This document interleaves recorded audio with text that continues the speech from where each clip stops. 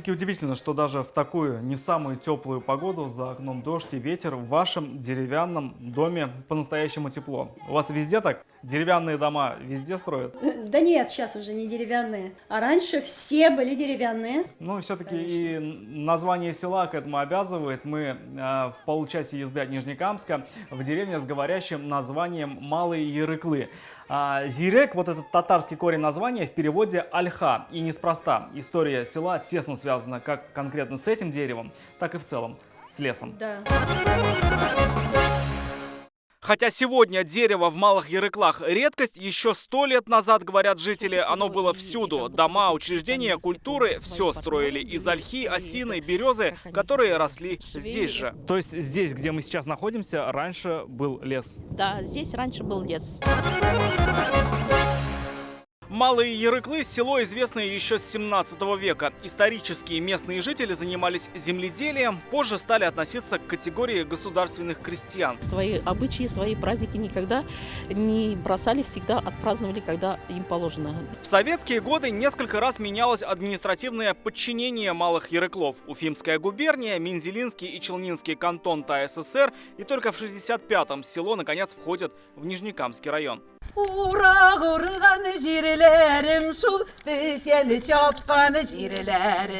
С советских времен здесь осталась добрая традиция – ходить на выборы, как на праздник, с песней.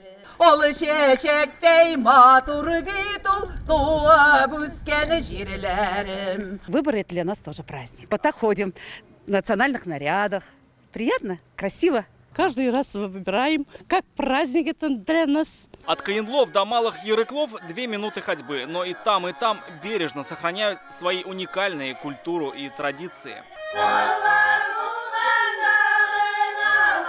Вот и местный ансамбль «Жирекле Маңнары» исполняет песню, которую когда-то пели их бабушки и прабабушки. Про жизнь, про судьбу народа своего, как они жили раньше, чем они сейчас живут.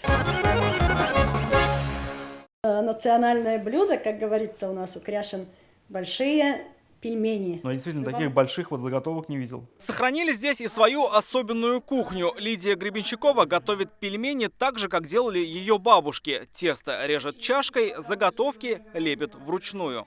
Из поколения в поколение передается рецепт. Из поколения в поколение все это у нас передается. Лилия Ирназарова переехала в Малые Ярыклы 3 года назад. С тех пор влюблена и в село, и в людей. У них религиозные праздники, Пасху мы вместе отмечаем.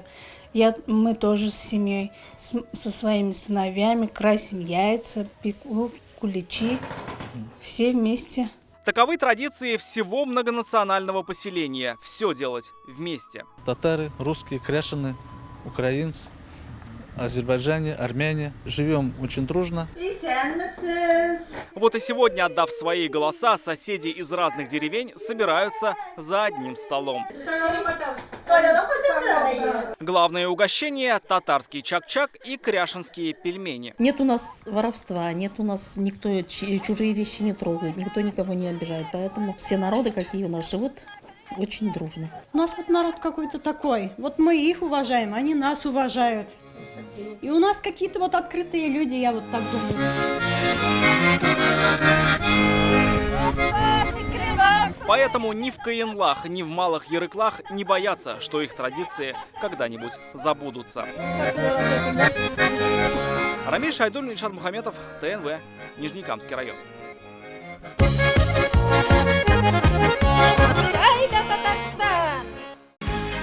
Закажи рекламу на ТНВ. Телефон в Казани 5 705 100.